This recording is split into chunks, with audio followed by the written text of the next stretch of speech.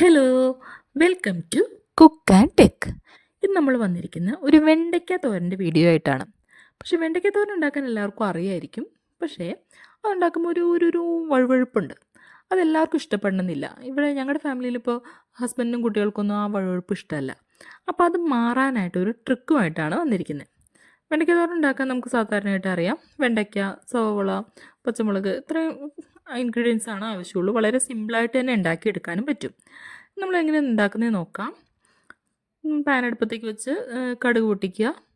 പിന്നെ നമുക്ക് കുറച്ച് അതിലേക്ക് മുളക് പൊടിയും മഞ്ഞൾപ്പൊടി ഇടുക. പിന്നെ നമ്മൾ വെണ്ടയ്ക്കയും സവോളയും പച്ചമുളകും എല്ലാം ഇട്ട് വഴറ്റിയെടുക്കുകയാണ് ചെയ്യുന്നത്. അപ്പോൾ ഇവിടെയെന്ന് വെച്ച് കഴിഞ്ഞാൽ നമ്മളൊരു എക്സ്ട്രാ ഒരു ഇൻഗ്രീഡിയൻറ്റും കൂടി ആഡ് ചെയ്ത് കഴിഞ്ഞാൽ ഈ വഴുവഴുപ്പ് ഒട്ടും തന്നെ ഉണ്ടാവില്ല.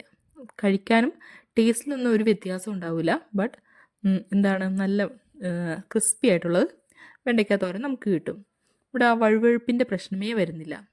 ഞാനിപ്പോൾ ഇവിടെ ഉപ്പിട്ടിട്ട് ജസ്റ്റ് ഒന്ന് വെന്ത് വരുമ്പോഴേക്കും നല്ല വഴുവഴുപ്പ് പോലെ വരുവാണ്. അതാണ് ഈ ഏറ്റവും വലിയ പ്രശ്നം ഇവിടെ ഫാമിലിയിൽ ആർക്കും ഇഷ്ടമല്ലാത്തത്. അതുകൊണ്ട് തന്നെ ഞങ്ങൾ വെണ്ടയ്ക്ക തോരൻ ഉണ്ടാക്കലും വളരെ കുറവാണ്. അപ്പോൾ ഇങ്ങനെ ഒന്ന് ഉണ്ടാക്കി കഴിഞ്ഞാൽ പിന്നെ കുട്ടികളും ഒക്കെ നന്നായിട്ട് കഴിക്കുന്നുണ്ട്. ഇതിന് ആവശ്യം എന്ന് വെച്ച് കഴിഞ്ഞാൽ ഒരു അര സ്പൂൺ വിനീഗർ ഒഴിച്ച് കൊടുക്കുക.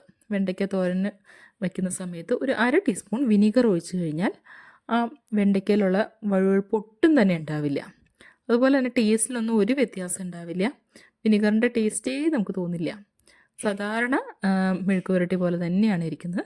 നല്ല ടേസ്റ്റി ആയിട്ടുള്ള മെഴുക്ക് പുരട്ടി റെഡിയാക്കി എടുക്കാം. ഇതാണ് ഇന്നത്തെ ട്രിക്ക്.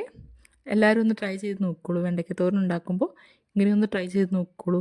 വളരെ ടേസ്റ്റിയാണ്, ഹെൽത്തിയുമാണ്. Thank you.